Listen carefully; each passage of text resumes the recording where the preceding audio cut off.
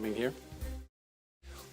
First, let me say welcome to our debate tonight. I'm Frank Talty. I'm co-director of the Center for Public Opinion here at the university, and we're proud to co-host this debate with the Lowell Sun and the Boston Globe later.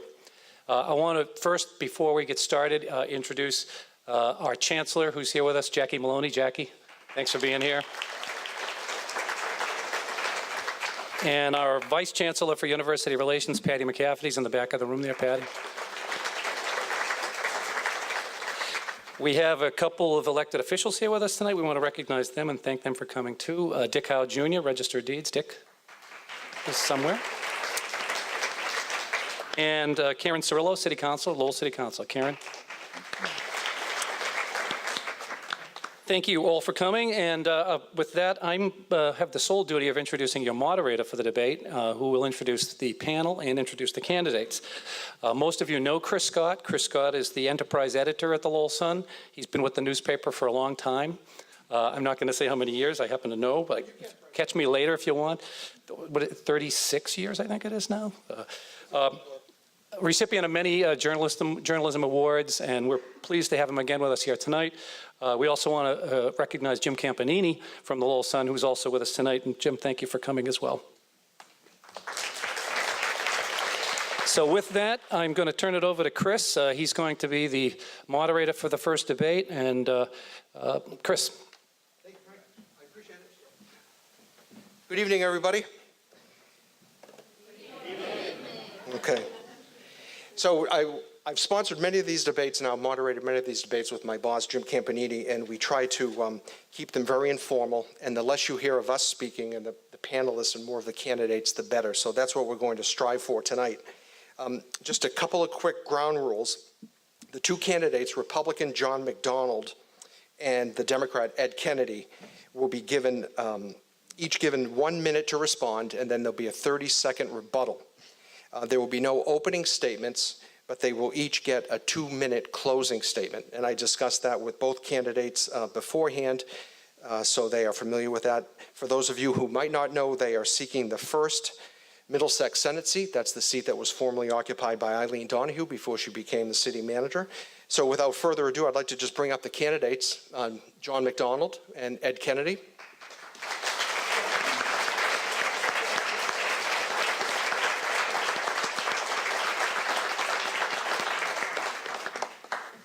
This is one of my boss's pet peeves. I left my cell phone in the car. For those of you who have them, please shut them off or shut the ringer off. How are you, gentlemen? Very good. How are you? Good. I'd like to introduce our student volunteers tonight. As the timekeeper, we have Lucas O'Neill. He's with the Umass Lowell College Republicans. Lucas, thanks for being here. And he's going to use a little bell that many of you are familiar with. It's one of my boss's favorite items. Ring the bell just so everyone knows. There we go. Thank you, Lucas. Manning the slideshow tonight is Aubrey Campbell, UMass Lowell College Democrats. Aubrey, thank you. And the panelists are Julie Lawton from the UMass Lowell College Democrats.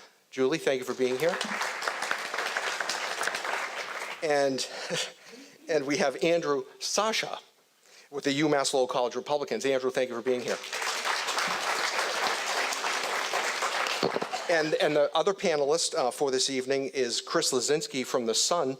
Many of you will probably recognize his byline. He's been doing a great job covering the 3rd Congressional District race for us. He's going to be the panelist for this race, and then Rick Sobey, who's been covering this race, is going to just flip and sit on the other side. So we all good, everybody? All right. So without further ado, Chris, why don't we start the questions?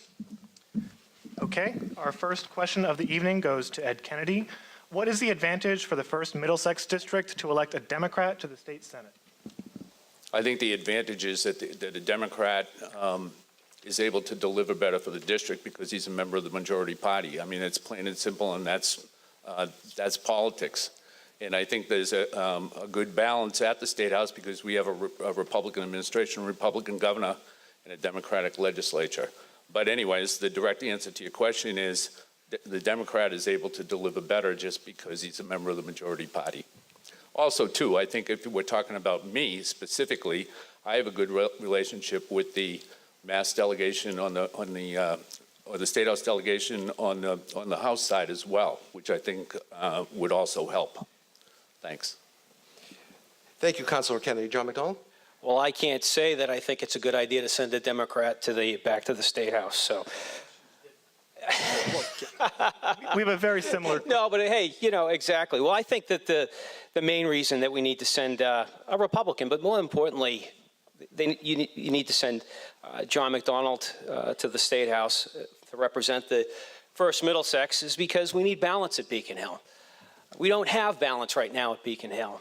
When the governor proposes vetoes, very often they're overturned, and we need another voice. We need voices that are going to represent the people of the 1st Middlesex. We need someone who's actually going to put the people of the 1st Middlesex first and not put what the Senate president necessarily decides and dictates to the Democrats.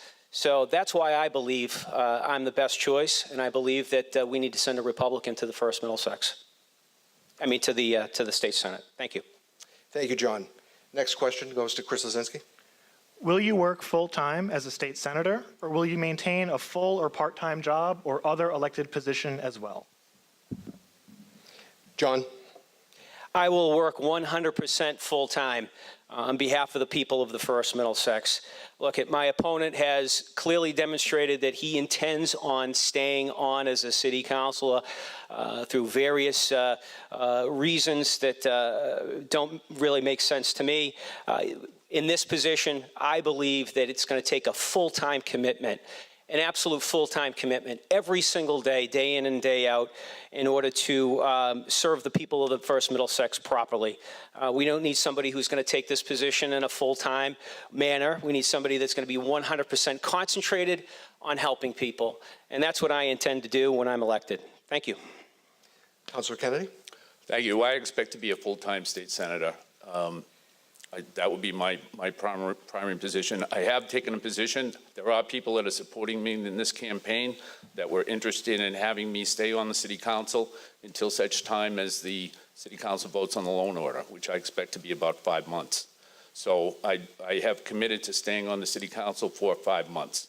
But I do not think that I would call that. The city council position is a part-time position.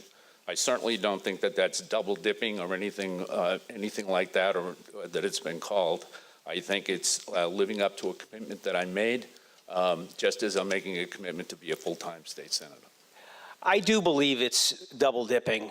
There's no way that someone can serve as a city councilor and expect the rest of the communities to take this at face value, that their needs are going to be put equally as much as the needs of someone who's serving as a Lowell city councilor. That is something that people all across Massachusetts have spoken strongly against. A recent issue would be up in Lawrence, Massachusetts, when Mayor Lantigua tried to serve 2 positions. And I think it's wrong. I would just point out that Steve Pangiatakis, a former state senator, served out his term on the school committee, and so did both things. That State Senator Philip Shea, when he was elected as a state rep, stayed on the city council for a full year. When Leo Fowley, who was the mayor of the city of Lowell, was elected as state rep, he stayed on as a city councilor as well, and mayor. It isn't that hard to do, and I think to do it for 5 months is completely reasonable. There's been many developments with the high school issue over the last several months. Can you tell the voters of the 1st Middlesex District with fairly good certainty when that loan order will come up before the city council? You mentioned 5 months, but is that 5 months from now, or is that 5 months after January 1st? When is that going to be? It's 5 months from January 1st. I would expect that the loan order probably, in my conversations with the city manager, my best knowledge of the situation is that the loan order would probably come up in May. My opponent hasn't had any accurate assessments regarding the high school whatsoever. I find it hard to believe that he'd have an accurate assessment on when exactly the loan order is going to take place. Again, this is 2018. This isn't back in the 1970s and 80s when people could do both positions part-time. I think most people, particularly the people that I've talked to that are against politicians serving in two positions, lots of people where this has came up during the campaign trail are against it. It's 2018. People want a full-time state senator. I don't think there's anybody in this room that thinks that my opponent knows more about the high school or the scheduling of the high school than I do. I think we've gone back and forth. John, have you had enough to say on that? I've had enough. Thank you. Okay, next question goes to Ed Kennedy. Okay. So President Trump is pushing to strip protections for transgender people. With question 3 on the ballot here in Massachusetts, how are you going to vote, and what would you say to Donald Trump on this issue? I'll be voting yes on 3. As I said in the debate that we had for the Democratic primary, I was yes on 3 at that time. I think that since the law was enacted here in Massachusetts in 2016, there has not been really one incident that should make anyone think that there's a reason to overturn that law. And so that's, and I would tell Donald Trump that a lot of times he could take some lessons from the Commonwealth of Massachusetts. Candidate McDonald. Yes, I mean, absolutely. I'm 100% against discrimination. Massachusetts isn't about discrimination. I'm absolutely opposed to discrimination. No one in Massachusetts wants discrimination. But here's the problem with questions like this. This is a yes means no question and a no means yes question. 1/3 of the people polled in a recent Umass Lowell poll are confused about the question, and if they're confused, how are they ever going to accurately answer? This brings us to a much bigger issue, which is why the state of Massachusetts can't craft straightforward questions. We can't produce questions that make sense to people. If 1/3 of the people don't understand the question, then how do we get the results that will make the most people confident in the outcome? Another example is when my opponent sued the city of Lowell and helped craft an unclear question about the high school. Many people were confused that yes was no and no was yes. It was dishonest and should have never been allowed. So it proves that there's little oversight to taking advantage of the voters. And I will fight against these type of questions.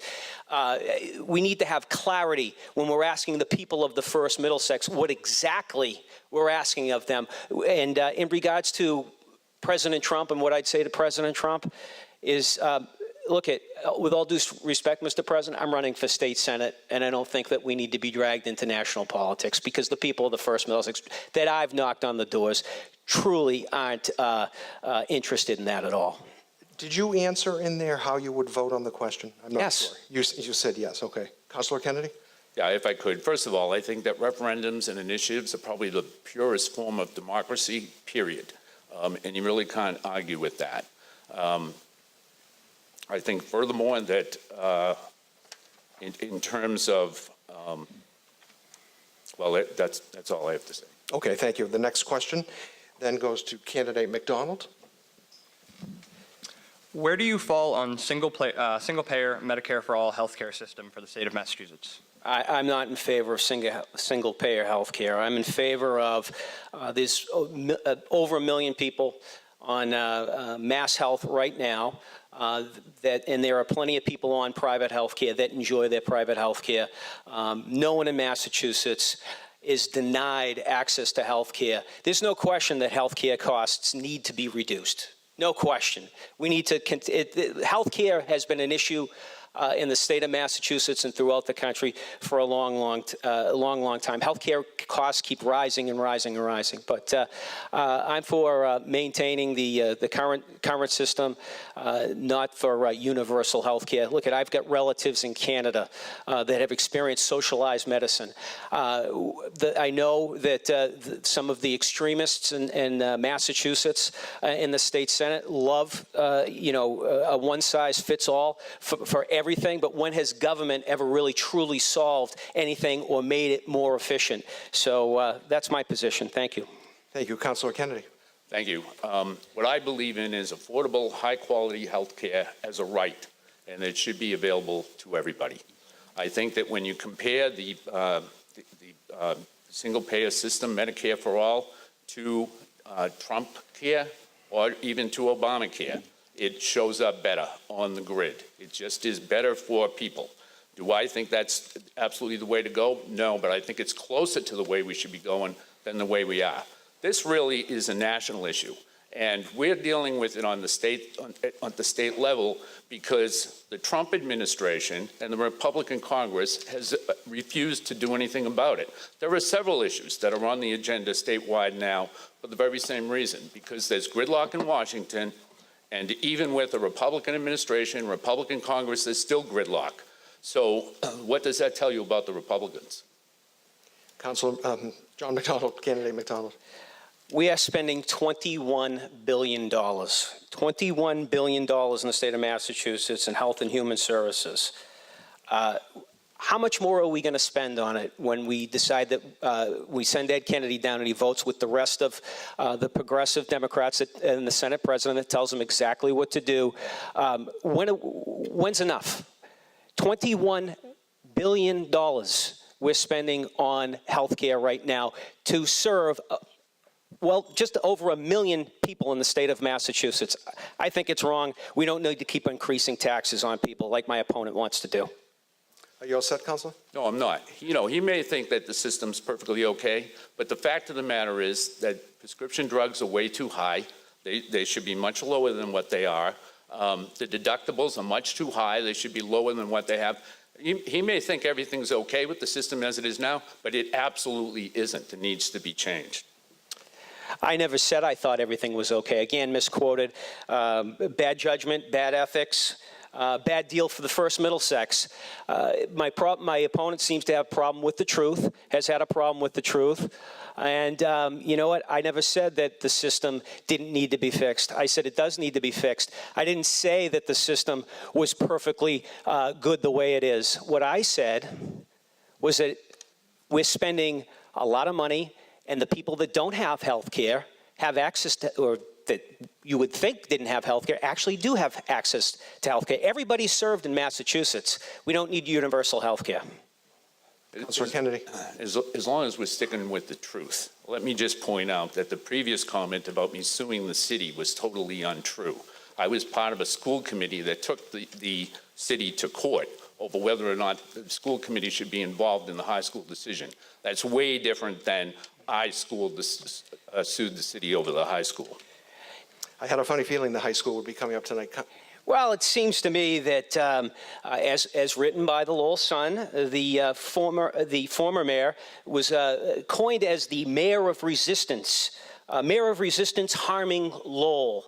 And really just, again, I encourage people to review some of those older articles to take a look at what exactly happened so they can disseminate what exactly the truth is, which isn't what's coming from my opponent right now. The people of the First Middlesex need to understand what's happened here in the city of Lowell. They need to understand that there has been a lot of bad decisions made by my opponent, and they need to be aware of it. Councilor Kennedy, one last shot. I don't think you can just say a lot of bad decisions by my opponent without naming some of those decisions, but that is what my opponent has done through this entire campaign. On this issue, on the high school issue, on sanctuary cities, and on a whole bunch of things. He has no problem misrepresenting my position on it because he doesn't have any sound ideas himself. Control state spending and taxes, reforming state government, and fighting for veterans and citizens' need. No on making Massachusetts a sanctuary state. On illegal safe injection sites. My opponent is wrong. Yes. You'll have your chance. Thank you. Relax. The next question goes to Ed Kennedy. Should state legislators be allowed to vote on their own rate of pay? And if not, how should legislative pay be regulated? Is that to me? No. Okay. First of all, and I know one of the things that my opponent complains about is the pay raise issue. First of all, the state legislature does not vote on their own raise in pay. The pay for rank and file state legislatures is determined by the Massachusetts Constitution. For 2 months, I've been listening to my opponent complain about pay raises in at the State House level. Those pay raises were given to judges, were given to statewide office holders, and were given as stipends to legislative leaders. The rank and file didn't get any pay raise at all. And I was not a member of the state Senate when they voted on the pay raise. And so I haven't had a position on the pay raise at all. But the quick answer to the question is, they don't. The state Senate voted in a midnight session to give themselves a 40%, $18 million a year pay raises that are given to chairmanships and different things like that. I think it's wrong that my opponent says he doesn't agree with this when he fought personally his motion to give Lowell City councilors a 30% pay raise. My opponent thinks that the taxpayer is his own personal piggy bank, and I do not. When has anyone in this room ever received a 40% pay raise? Politicians don't deserve one, and I'm against legislative pay raise, and I won't take the pay raise. Councilor Kennedy, respond. Just quickly, once again, my opponent doesn't seem to want to listen, but the rank and file members of the House of Representatives and the state Senate did not get a pay raise from that bill. They just didn't. And I don't know why he keeps insisting on saying that. Furthermore, in terms of the city council pay raise, that city council pay raise was designed to attract more candidates and to make the city council salaries in Lowell on an equal level with other cities in the Commonwealth. Ultimately, there was a larger field of candidates for city council last year, and the city council is slightly below the average pay for city councils in other cities throughout the Commonwealth. If the people of the First Middlesex think that a 40% pay raise, legislative pay raise given to, by the way, the former state senator got an 87% pay raise with all the chairmanships that she was responsible for. If you think that you'd like to continue paying for legislative pay raises and 30% pay raises on the council, you should probably think closely about supporting my opponent, because you know what? Taxes and skyrocketing costs are all that my opponent seems to be in favor of. Thank you, John. Councilor? I'm very proud of my record concerning taxes and keeping the tax rate low in the city of Lowell. And I have also brought in initiatives that would help raise money in other ways. The municipal lien auction is one that's raised probably about $20 million over the past several years. That's all designed to keep taxes low. It's that same type of fiscal responsibility that I would bring to Beacon Hill. I just think, once again, my opponent thinks that he can just say anything he wants, and if he says it often enough, it will stick. And it's the Donald Trump school of politics. And it shouldn't work here in Lowell, and it shouldn't work in the First Middlesex District. Well, you'll have every chance to respond. Candidate McDonald, last crack at this. Yes, very much proud of the fact that he's helped to reduce the taxes here in the city of Lowell, yet misjudged a eminent domain taking that's going to cost the taxpayers not $2 million, but estimates are around $11, $13 million. And by the way, if you're sitting in Lowell and you think that when you listen to my opponent talk about the high school and said that, your taxes won't go up in regards to the high school, guess what? Guess what? The estimates are extremely low, and you're going to get a nice fat tax increase. You can call it the Ed Kennedy tax increase. All right, this is it, then we're going to move on. All right. I don't know where his estimate of $11 million comes from. We have had one appraisal done. The one appraisal shows that the value of that property is $2.6 million. How he gets to $11 million is magic. John, we're going to move on. Okay. Next question goes to John McDonald, and I believe, Julie, that's your question, please. So this past year, we've seen the Me Too and Time's Up movements grow exponentially. Do you have any plans to support these movements in the State House? I do not. Relative, look at where I stand is this.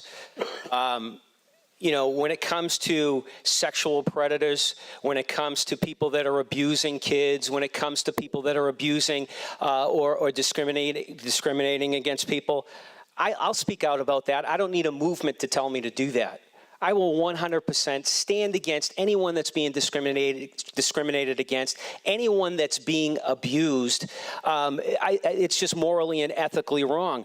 Look, we need to fight against these bad judges. Judge Feely who's letting child molesters go and drug dealers that are here illegally go into the streets.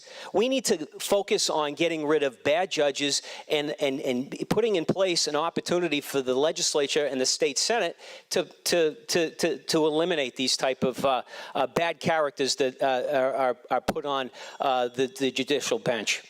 Thank you. Councilor Kennedy? Yes, I would support movements in the State House in support of both of those two movements. Do I have any specific legislation myself? No, I do not. But I would be supportive of legislation that was like that. I have no idea what it has to do with bad judges. But to answer your question, yes, I would support it. Thank you. Bad judges are the ones when people go to court over these things for abusing people. When somebody molests a child or takes advantage of a young person, a sexual predator, the judges are the ones that actually put forth a sentence. So it has everything to do with judges. Everything to do with judges. And the judges that are in, example, Judge Feely, that's the type of judge we don't need in Massachusetts. You're referring to the Salem District Court, Judge. Exactly. Okay, the next question goes to Councilor Kennedy by Chris Lazinski from The Sun. Recent reports show a consistent decline in the reading scores of Massachusetts students on college entrance exams and elementary schools alike. What are your feelings on the inclusion of Common Core's effect on the education system of Massachusetts? I think that Common Core probably deserves more study, but I also think that in general, we need to look at the funding formula for education throughout the Commonwealth in every city and town. And when I say look at it, I think it needs to be changed. The funding formula that we use for public education is the same funding formula that we've had since 1993. It is outdated and it is inadequate. And it isn't just for communities like Lowell that need every single dollar that they can get. When I'm out in the towns, in communities that are smaller, maybe a little bit more affluent, and maybe with school districts, they would like the funding formula changed for a different reason. They would like the funding formula changed because for them, when they try to put forward major projects, they have a hard time getting them passed with a 2.5 override. If there was more money available to them, then I think that would serve everybody. But it's time to look at the funding formula. I think we've got several sources that we can use to do that, and I'm committed to seriously working on a major influx of funding for public schools in the Commonwealth. Candidate McDonald? We're spending $4.91 billion in education in the state. My opponent wants to fund education through taxes on marijuana, drugs, and casino gambling. You have to ask yourself, if we're going to spend that on casino gambling and marijuana tax revenue, what are we going to do to be educating our kids on doing drugs and educating them not to gamble? Let's eliminate the $16 million per year we're spending on EBT fraud and direct that towards education for our communities that have had shortfalls.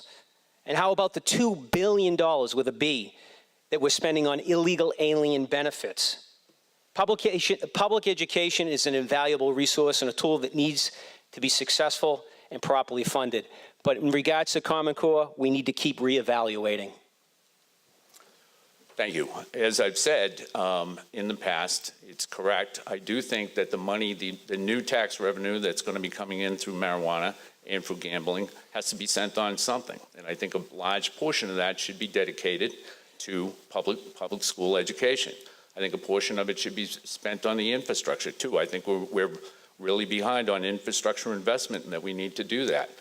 It's probably true that there's the Democratic city auditor, Auditor Bump, has come out recently with a report that indicates that there's $1.3 billion in waste in state government right now. We've got a Republican administration that's been there for 4 years.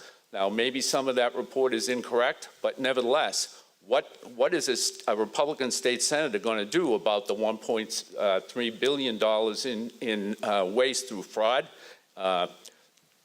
inefficiencies, and just pure waste? Democrats haven't done anything. Matter of fact, they voted against it. They completely voted against it. It was in the Mass State Senate. They voted against eliminating fraud in Mass Health. So it's proof that the Democrats won't do anything about it. So yes, I do believe you need a Republican who's going to engage with the public, is going to get the public involved, is going to get the public behind this, going to get the public down to the State House and demand that we do something about the $16 million in fraud, the $2 billion on illegal alien benefits that we could be spending on our infrastructure, on educating our kids, on doing a lot of different things other than not doing anything, which is what the Democrats will do and my opponent will do with them. Councilor Kennedy. Maybe my opponent didn't hear me when I indicated that the $1.3 billion in waste came from the Republican administration, at least according to Democratic state auditor Bump. Now, you have to give the legislature a chance to act. They haven't been in session since August, so I don't know what he expects. But let me just point out that if there was more efficiency with the Republican administration, that $1.3 billion in waste wouldn't exist. Quick rebuttal by candidate McDonald. It's existed for over a decade. And Governor Baker, who, by the way, is an outstanding governor, has been working very, very hard, but hasn't had a team of horses behind him to override. When he makes a veto, the Democrats come right around him and override that veto. $16 million a year, and it's been going on for a decade or more. And the Democrats have done nothing about it. Deval Patrick didn't do anything about it. Jay Gonzalez sure as heck isn't going to do anything about it. He supports my opponent and wants to raise your taxes by $60 billion. Okay, let's move on to another topic now. We're 30 minutes in. The next question goes to candidate McDonald by Ms. Lawton. Lightning round. Oh, I don't have the lightning round on my sheet here. Okay, let's go to the lightning round. Okay. Okay, the lightning round is these fast little questions that we pose to the candidates. You each should respond with just a few words, and then we'll resume the regular questioning. We'll start with you, candidate McDonald. If elected, name the first piece of legislation you would propose. A PTSD task force. Thank you. Councilor Kennedy. Additional funding for public school, a constitutional amendment to improve or increase funding for public schools. Thank you. Okay, we'll go back to Ed Kennedy on this one. What letter grade would you give to Governor Baker? The same that I gave him in the primary, which I think was a B minus. B minus? John? I was going to originally give him an A, but I give him an A plus since he endorsed me. Doesn't he endorse our Republicans? No. John, name 3 positive qualities that you admire in your opponent. 3 positive qualities. He's a snazzy dresser. He's got a lot of tenacity. I'll give him that. And I think he's has a very nice family. Very good. Councilor Kennedy? 3, huh? Let me see. Well, you can dig deep on that one. John is a friend of members of the Boucher family in Lowell. That would be 1. He's voted to stay in Lowell for like at least 10 years, or chosen to stay in Lowell. He's originally from Chelmsford, but he's been in Lowell for some period of time. That would be 2. And for the 3rd one, he showed up here this evening, I guess. Okay, Councilor Kennedy, what is a reasonable minimum wage? I think $15 is a reasonable minimum wage. Candidate McDonald? I believe that we need to have a scaled approach. I think $15 an hour is good for skilled workers at a minimum wage, but I think for lower non-skilled jobs, we need some sort of scaled system. We don't need $15 an hour for unskilled labor. Okay, and the last lightning round question, John McDonald, what is our biggest asset in the 1st Middlesex District? I think one of the biggest assets we have is standing right in front of us, paid by the taxpayer. I think Umass Lowell is a wonderful asset to the community, provides education to thousands and thousands and thousands of kids for a lot of years.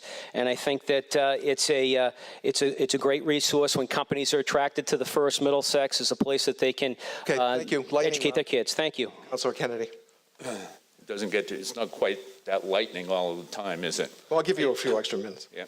I think that I would agree that the university is a major asset, But I also think that the environment is a good asset for in this area. I think that the waterways that we have, the conservation areas that we have, are important and something that a lot of us enjoy and something that also should be protected. You don't miss them till they're gone. So I think that that's an important asset too for the First Middlesex District. Thank you. Okay, we'll resume some regular questioning now. We'll turn it over to Chris Lozinski with a question for candidate McDonald. Senate progressives are hard-pressed to gain approval for the Safe Communities Act. Is this proposal necessary to improve public safety in local communities? It's an absolute gift. It's something that is, we're trying to make something that is against federal law, the law. I'm completely opposed to sanctuary cities and the Safe Communities Act. It's not making anybody safer, it's making people less safe. Those communities that have actually designated themselves a quote-unquote sanctuary city have never benefited from becoming a sanctuary city. We've only seen increases in drug trafficking. We only have to go 20 miles north and see the awful situation that's happening in the city of Lawrence. It does not benefit people. It doesn't benefit our law enforcement community. It doesn't make them safer when they stop somebody at a traffic light and end up having to put somebody back into the the civilian world. I'll tell you what, we need, I want people to be perfectly clear. I am 100% against making Massachusetts a sanctuary state, making Lowell or any city a sanctuary city. I think it's wrong, it's against federal law, and we shouldn't be doing it here in Massachusetts. Thank you. Councilor Kennedy. Thank you. No one ever would have heard of the term sanctuary city if the Trump administration and the Republican Congress had managed to come up with a sound and sensible immigration policy. I've never supported sanctuary cities, but I do support the revised compromise version of the Safe Communities Act, which has been unanimously endorsed by the Massachusetts Police Chiefs Association. The compromise legislation permits law enforcement to hold someone in an immigration and customs enforcement detainer for up to 6 hours in situations where the detainee is believed to have prior criminal convictions like sexual assault, domestic violence, and terrorism charges. The SJC in July of 2017 ruled that the Commonwealth of Massachusetts ruled that the state and law enforcement in Massachusetts do not have the authority to detain illegal immigrants, even criminal illegal immigrants. So we don't, that's the SJC, that's the highest court in the Commonwealth, and that's what they say. So right now, whether John likes it or not, Massachusetts is a sanctuary state. I had a feeling we'd stay on this for. You're in favor of it. John. He's in favor of Sanctuary City Light. He's been on the radio saying I'm against sanctuary cities, but I'm in favor of this. I mean, he just said it's sanctuary. We essentially made sanctuary Massachusetts a sanctuary state. You know what? My opponent keeps bringing up Donald Trump. I think you're in the wrong debate, sir. I think what you should have done is run for Congress. Councilor Kennedy. Yeah, if I could, maybe John did not understand. What I said was that right now, Massachusetts is a sanctuary state. The compromise legislation that's being proposed, the Safe Communities Act, will change that. And it is something that the Massachusetts Police Chiefs Association has endorsed unanimously. They need it. In order to undo having Massachusetts be a sanctuary state, we need the Safe Communities Act. And I'm sure that it will pass this year. Councilor McDonald, you all set? Candidate McDonald. Thank you. I keep getting Thank you. demoted, but that's all right. The next, We're fine. Thanks. Sure. Yeah. Okay. The next question goes to Councilor Kennedy. Aubrey. So question 1 is arguably the most controversial question on the Massachusetts ballot this November. How will you be voting on question 1, and do you believe in implementing safe patient limits? At the previous debate that I had with the Democratic candidates, I indicated that I would vote yes on 1 because I do think that patient care should take priority over profits. However, since that time, in early October, there was a report out that indicated that it could cost the Commonwealth between $600 and $900 million a year. That's in contrast to what the nurses are saying would only be an increase of $47 million a year. Honestly, and I think most voters in Massachusetts today would have to agree, I don't really know what's true. So what I really think is that the whole matter just deserves more study. So whether it fails or whether it passes, I do think that there's a cause for concern there, but I think that we have to pay attention to the bottom line and just how much the solution is going to cost. Candidate McDonald. I agree with the American Nurses Association, the Massachusetts Association of Colleges of Nursing, and many other organizations, their opinion, which is this: when has big government ever made anything more efficient? When has anything been made less costly when it comes to government? My opponent thinks higher taxes are just great. I oppose government-mandated nursing staffing ratios in every Massachusetts hospital, overriding the judgment of nurses and restricting access to health care. If passed, the new mandates would dramatically increase the emergency room wait times and would pass along additional costs to patients in the form of higher insurance costs and taxes. A yes vote would mean adding $1 billion annually in mandated costs, crippling community hospitals and forcing many of them to close. We don't need to be closing community hospitals. So I'm a no, a big fat no on one. Thank you for the emphasis. Councilor Kennedy. Yeah, I would just point out that I've never in my life said that higher taxes are just great. It's just outrageous that that my opponent comes out with these comments that are, and attributes them to me when I've never said them or said anything even close to what they are. Thank you. Candidate McDonald. Evidently, he's not reading the newspaper, and evidently he's not listening to his own radio segments. So when he's been interviewed on WCAP, where he said some of these things. So it's not my memory that's failing. I believe it's Ed's. No, let it go. It's just how. Yeah. That's fine. We'll move on. We'll cover some more territory. Next question goes to John McDonald from Andrew, please. As a state senator, particularly from a district struggling with the opioid crisis, where would you fall on legislation pertaining to safe injection sites? I am 100% opposed to safe injection sites. I was out in San Francisco, California. Matter of fact, there another thing that's against federal law. I was out in San Francisco, California, and saw some of these proposed safe injection sites and saw how much it's really destroyed the fabric of the city of San Francisco, anyone that's been there. Open drug use. I'm 100% against safe injection sites, unlike my opponent who would like to try them on a trial basis. I think that's outrageous. Where will we try it? Whose community are we going to try it in? If a community decides to try, whose community? Who wants to try bringing safe injection sites into the state of Massachusetts? I know I won't, and I'll fight against it. Councilor Kennedy. Well, Seattle voted to try it, and so there's one. And Vancouver also has had it for like 13 years. That's two. I don't know what he was doing in San Francisco. I don't believe they have a safe injection site in San Francisco, so I'm not sure what he was doing there. But just let me make my position clear.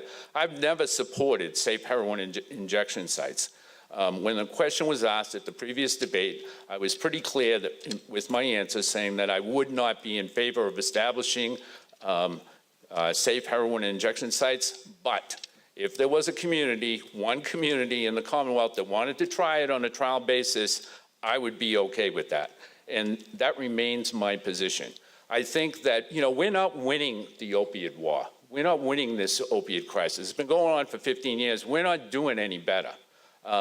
The safe injection sites, if they would do anything, they would at least save some people's lives. But what's the expense? To me, the expense is probably too much for that, and that's why I really don't favor it.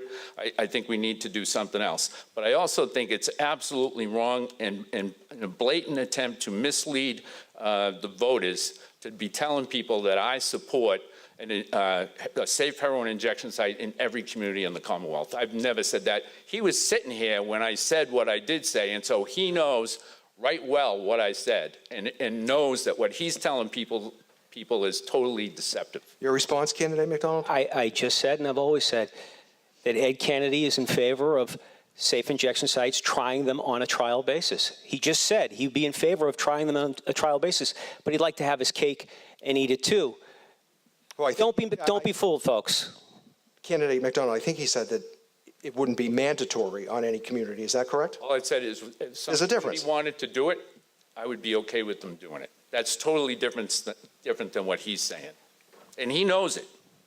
I am 100% against safe injection sites, places where people are going to inject illegal drugs in your community.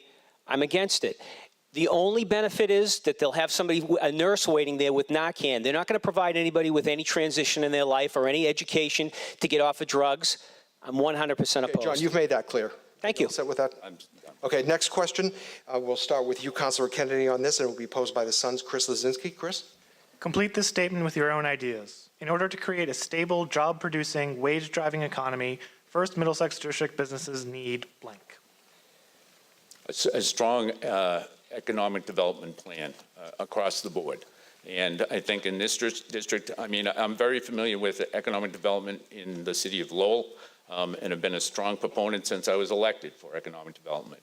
But what I've come to realize too, is that in the other 5 communities that make up the First Middlesex District, the type of economic development that they need is way different than what we need in Lowell. And even among the 5, it's different according to different communities. But I do think that that's one of the best things that could be done for the First Middlesex District. Candidate McDonald?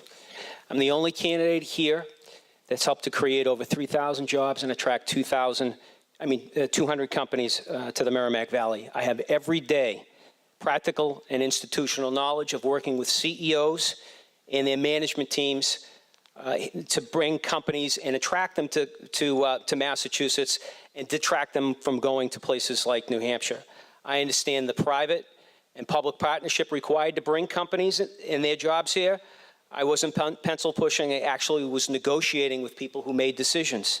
As your state senator, my priority will be to bring jobs to the First Middlesex communities. And you know what? I've done it. I had 10 years experience in doing it, and I can bring that experience to the First Middlesex and actually help encourage companies. That's what we need to do. We need to make Massachusetts a place, and the First Middlesex District a place that companies are going to be attracted to. Thank you. Councilor Kennedy? I think if Sal Lapone was standing here, I probably would believe what he's saying right now. But just because you worked for Sal doesn't mean that you were the brains behind the operation. I really don't think that that was the case. What he's talking about is a mill complex in Lawrence that was redone. And I've been to that mill complex several times. Sal did a good job on it, but I don't remember. I don't remember that John was involved in that at all. Have at it. Well, again, your memory is failing you because I happen to be the vice president of corporate strategies and leasing and construction, bringing new companies in. I personally, every single day, and Sal, if he was sitting right here, Sal Lapoli, by the way, not Lapone, Sal Lapoli, who has helped to, change economic blight, over 80 years of economic blight in one of the poorest communities in the state, if not the entire country. And I was right there. By the way, if you happen to go into the Merrimack Valley Federal Credit Union that's located there, my name is etched in the wall. There's a big thing, so you might want to check that out, Ed. Okay, I just call him the Pizza King. Let's move on for a couple. You do. Okay. The next question goes to John McDonald, who will be posed by student Lutton. If elected, what plans do you have to combat the student debt crisis from the State House? That's a great question. We have a tremendous amount of debt, billions of dollars in debt every year nationwide. One of the things that and it's going to be a priority for me because you know what, I've got a kid in college. I've got another one that's ready to go into college. I think what we need to do when we talked about the $1 billion surplus and how everybody wanted to run how to spend it, I think we need to invest it. We need to work with our local credit unions and local community banks and come up with a fund that will offer Offer our kids zero or no cost loans in order to pay for their college education, particularly jobs that we need, like nurses. Obviously, we need nurses. Let's offer our kids a low or no cost college loan that isn't going to put them in debt for the rest of their lives. It's a priority. I hear it. We've knocked on over 30,000 doors in the first Middlesex. 30,000 doors. And let me tell you what, there's a lot of them that complain about the problem that's been created in this country with skyrocketing costs for college. Thank you. Student loan debt, first of all, is not a state issue. It's a national issue. It's just that, once again, the Trump administration and the Republican Congress has chosen not to address the issue. But it does have a significant negative impact on the Massachusetts economy. And we have a situation now where 45% of the people that have student loan debts are 45 years or older. We've got 2 households with 2 generations of student loan debts, so that the parents are still paying off their student loan debts, and their children are now starting to take on student loan debt. There's not a lot, really, that Massachusetts can do other than to create incentives for employers to help reduce that debt. And that's what I would do, and that's what I've talked about for probably the past 6 months, is I'm very interested in having it be that that the Massachusetts legislature provides incentives for employers to help reduce student loan debt for new employees. Thank you. The next question goes to Councilor Kennedy. By Andrew. Do you think Massachusetts would benefit from putting stronger support behind vocational schools for those students who would prefer to pursue trades in their secondary education? Yes, I think basically that the whole system has gotten a little bit out of whack. And part of it is because we require that the vocational schools take the MCAS exam. So, for instance, let's take a look at Lowell. What you have in Lowell is you've got a waiting list of kids to get into the vocational school, and you have kids that are at Lowell High School that are not thriving as they would if they were going to the vocational school. There are kids that are going to the vocational school who intend to go to college, and there are kids at Lowell High that can't get into the vocational school that would do much better if they were there. And so I think that really needs to be looked at and changed around across the Commonwealth. I've talked to several headmasters and superintendents about this very issue, and all of them agree with me on this. Thank you. I agree that we do need to have stronger support behind vocational schools. Look at I talk to contractors, and I've spent 10 years dealing with contractors rebuilding space up in Lawrence every single day, where there is a shortage of skilled labor in the state of Massachusetts that we definitely need. There's a higher demand for that type of training. So I've seen other schools that not only get into what obvious trades like mechanical trades or plumbing or electrical, but they're getting into things like robotics and different sciences like that. So I think that we have a real valuable resource in our vocational schools, and we need to invest in our vocational schools. Thank you, gentlemen. It is now time for our closing statements, as it is 5 minutes of 7. Councilor Kennedy, since you drew the first question, we'll allow candidate McDonald to go first. You each have 2 minutes. I'd like to thank the Lowell Sun and for this debate, and for Umass Lowell for providing such a beautiful venue. I spent over a year getting to know the people of Lowell, Westford, Tingsboro, Dunstable, Groton, and Pepperell. My campaign has knocked on over 30,000 doors and listened to your concerns about everyday issues affecting you and your family. You've said that you don't feel like you're being heard.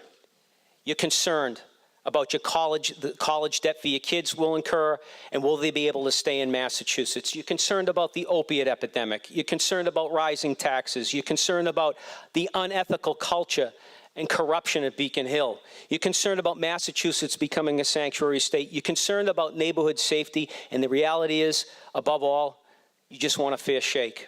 You're sick of politics as usual, and so am I, and that's why I'm running. I offer you a new face and direction. I offer you controlled state spending and taxes, state government reform, and someone who will put you first. I offer you common sense and bold leadership. I'm not a career politician looking to pad my pension. I'm a dad, I'm a veteran, and I'm a businessman. I'm a fighter. I'm someone who cares deeply about my fellow veterans and the people of the First Middlesex. I ask for your vote on November 6th. Let your voice be heard, and let's put the people of the First Middlesex first again. Thank you. Thank you, Councilor Kennedy. Thank you.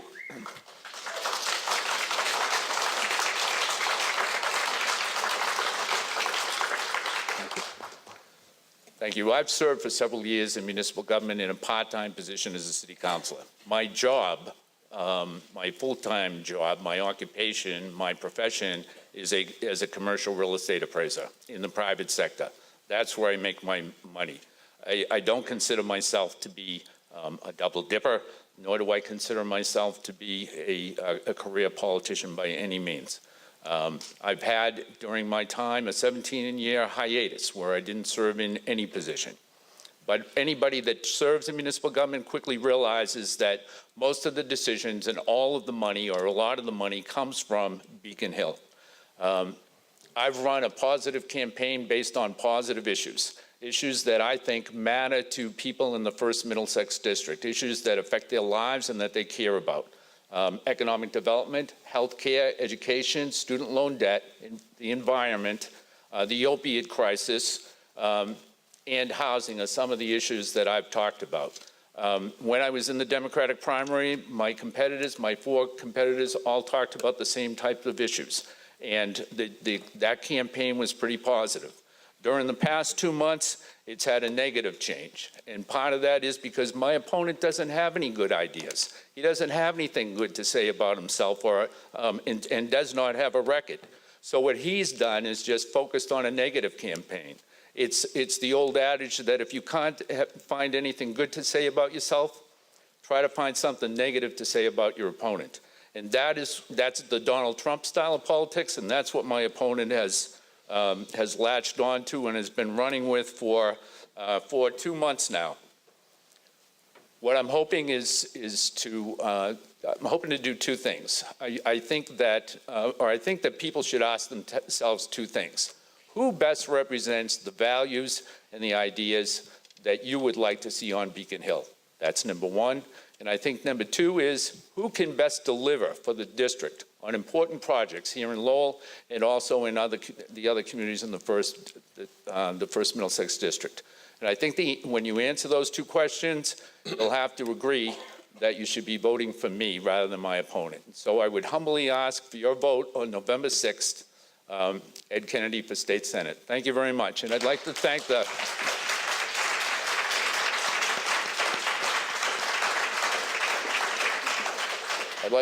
sponsors for running the debate. It was more civil than I thought it might be. Good. Are you guys going to go share a pizza now? I'll buy him a pizza. All right, well, thank you for participating this evening, gentlemen. If you haven't already used the early voting that's now available in the state, be sure to get out to vote on November 6th. We're just going to take a 30-minute break before we line up the candidates for Congress. So please stay with us. Thanks.